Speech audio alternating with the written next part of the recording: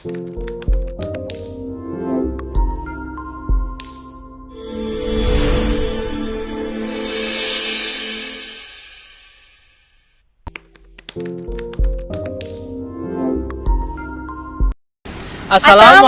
warahmatullahi wabarakatuh. Perkenalkan, saya Noval Wali Alvindra. Saya Meliana Handayani. Kami berdua mahasiswa Agroteknologi Fakultas Pertanian Universitas Andalas. Hari ini kami ingin berbagi informasi menarik nih buat teman-teman semua. Ya, betul banget nih Mel. Sumatera Barat merupakan salah satu provinsi yang memiliki kekayaan alam yang melimpah dan juga sumber plasma nutfah yang beraneka ragam. Tapi tahu nggak sih, Val? Plasma nutfah yang menarik dan merupakan endemik sumber itu adalah bunga bangkai. Nah, dari bunga bangkai ini kita dapat menggali banyak informasi, mulai dari sejarahnya, jenis-jenisnya, dan juga cara perbanyakannya. Menarik banget ya Mel. Iya Jadi pengen dong. tahu lebih banyak nih. Yuk kita simak video berikut ini. Tanaman Amorphophallus atau sering disebut dengan nama bunga bangkai ditemukan pertama kali oleh ilmuwan asal Italia bernama Ordo Beccari pada tahun 1878 di kawasan Lembah Anai, Sumatera Barat. Kata Amorphophallus berasal dari bahasa Yunani. Tumbuhan Amorphophallus merupakan tumbuhan berbunga terbesar di antara tanaman berbunga lainnya di dunia. Berdasarkan informasi yang didapat dari The Plant List tahun 2010, yaitu situs yang memuat daftar nama botani dari jenis-jenis tumbuhan. Situs ini dibangun oleh Kebun Raya Kew dari England dan juga Missouri dari USA, di mana terdapat 303 bunga bangkai yang telah dispesifikasi dari seluruh dunia, yang telah ditentukan peringkat spesiesnya dan termasuk genus Amorphophallus. 65%-nya sudah diakui oleh dunia dan sudah diketahui nama, spesies, dan juga genusnya. Wah, makin bertambah ya Val informasi kita tentang bunga bangkai ini. Terus apa lagi sih yang bisa kita gali dari bunga bangkai ini? Ya, betul banget tuh Mel. Tapi yang harus kita ketahui bahwasanya bunga bangkai ini berbeda loh dengan bunga Rafflesia arnoldi. Nah, untuk tahu lebih banyaknya, yuk kita simak aja video berikut ini. Secara harfiah, bunga Rafflesia arnoldi berbeda dengan bunga bangkai, walaupun keduanya sama-sama memiliki bau yang tidak sedap. Pada kenyataannya, Amorphophallus merupakan tanaman endemik di Sumatera. Bunga bangkai titan arum ini berwarna krem pada bagian luar dan bagian menjulang, dan mahkotanya berwarna merah keunguan. Sekilas bunganya ketika mekar seperti bunga trompet. Jika Rafflesia hanya melebar, maka bunga bangkai tumbuh menjulang tinggi. Ketinggian Amorphophallus titanium ini bisa mencapai 4 meter, dengan lebar diameter yaitu 1,5 meter. Bunga bangkai ini berasal dari suku talas-talasan atau Araceae, yang merupakan bunga majemuk terbesar di dunia. Sedangkan bunga Rafflesia termasuk ke dalam tanaman parasit yang tergolong ke dalam suku Rafflesiae. Bunga bangkai juga dapat tumbuh di atas umbinya sendiri. Nah, itulah hal yang mendasari perbedaan antara bunga bangkai dan juga bunga Rafflesia arnoldi. Amorphophallus memiliki keunikan yaitu bau busuk yang dihasilkan dari bunga betina pada saat mekar. Hal ini disebabkan oleh molekul dimetil trisulfid dan dimetil disulfid. Di sisi lain, Amorphophallus juga memiliki manfaat, yaitu sebagai bahan baku obat. Teman-teman tahu nggak sih apa itu UCN? UCN atau International Union for Conservation of Nature merupakan organisasi internasional yang didedikasikan untuk konservasi sumber daya alam.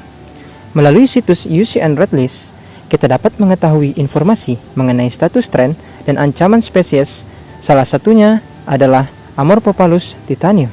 Berdasarkan informasi mengenai Amorphophallus dari IUCN 2020, dapat diketahui bahwasanya tren populasi Amorphophallus sedang mengalami penurunan, yang mana diketahui jumlah individu dewasa dari tanaman tersebut berkisar antara 71 sampai 999.303 dengan daerah penyebarannya di Pulau Sumatera. Wah, sangat mengkhawatirkan ya Val jika populasi dari Amorphophallus ini menurun. Ya, betul banget tuh Mel. Untuk itu, kita harus mengetahui fase pertumbuhan dan juga permasalahan dari Amorphophallus ini, sehingga kita bisa melestarikannya. Jadi apa sih Val masalah dan solusi dari ini? Meli pengen tahu ya?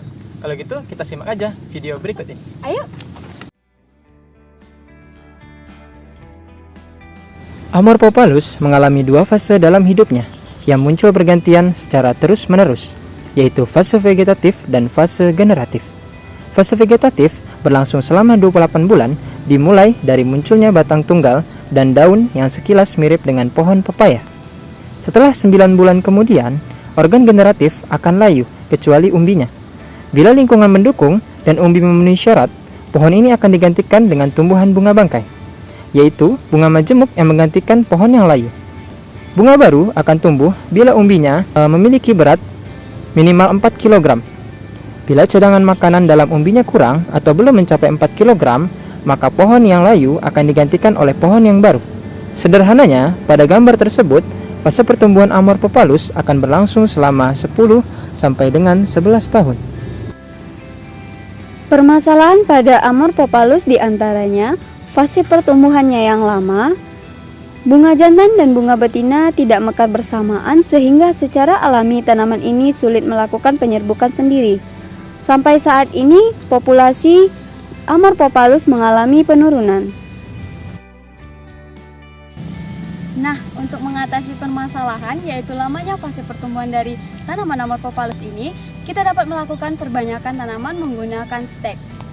Karena dengan menggunakan stek tanaman ini dapat mempersingkat fase pertumbuhan dari Amorphophallus. Ya, betul banget tuh Mel. Teman-teman pasti pengen tahu kan gimana caranya stek tanaman bunga bangkai melalui daun dan juga tangkai daun. Yuk kita simak aja video berikut ini. Baiklah teman-teman, selanjutnya kita akan melakukan pengambilan bahan tanam untuk stek daun dan stek tangkai daun bunga bangkai. Nah, tanaman yang kita gunakan yaitu bibit varietas Amorphophallus titanum.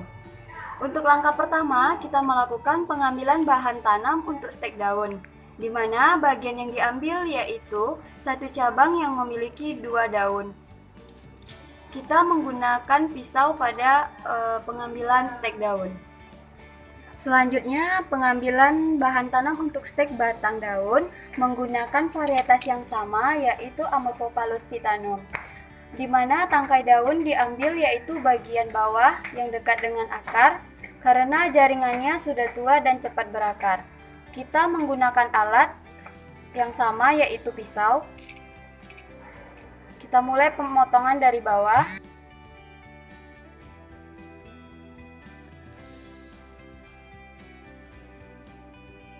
Alat yang digunakan ada pisau, gunting, beker glass, plastik, lakban, dan gelas plastik. Bahan yang digunakan ada stek daun Amorphophallus titanum, arang sekam, dan larutan IBA dengan 3 konsentrasi. Langkah penanaman stek daun varietas Amorphophallus titanum yaitu pertama, bahan stek yang telah disediakan kita potong pada bagian daun seperti ini dengan tujuan untuk mengurangi laju transpirasi pada daun. Langkah yang sama kita lakukan pada stek yang lainnya. Langkah kedua, stek yang telah kita potong kita rendam dalam larutan IBA dengan konsentrasi yang berbeda selama 20 menit. Selama menunggu 20 menit, selanjutnya kita menyiapkan media tanam yaitu arang sekam. Kita masukkan ke dalam gelas plastik.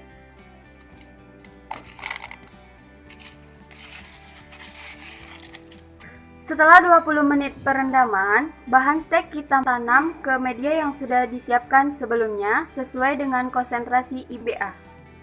Selanjutnya, gelas plastik kita tutup menggunakan plastik yang sudah kita sediakan, lalu ditutup sekelilingnya menggunakan lakban seperti ini. Lakukan langkah yang sama untuk stek selanjutnya. Langkah terakhir, kita lubangi bagian tengah plastik menggunakan gunting agar ada pertukaran udara dalam media tanam tersebut. Selanjutnya kita melakukan penanaman stek tangkai daun varietas Amorphophallus titanum. Yang membedakannya dengan stek daun yaitu hanya pada bahan tanam steknya dengan kita menggunakan stek tangkai daun. Untuk alat dan bahan yang lainnya, kita menggunakan alat dan bahan yang sama dengan stek daun. Pertama, kita melakukan pemotongan pada tangkai daun sekitar 5 cm panjang tangkainya. Kita potong menjadi 3 bagian. Selanjutnya langkah yang sama kita lakukan pada stek daun Amorphophallus titanum.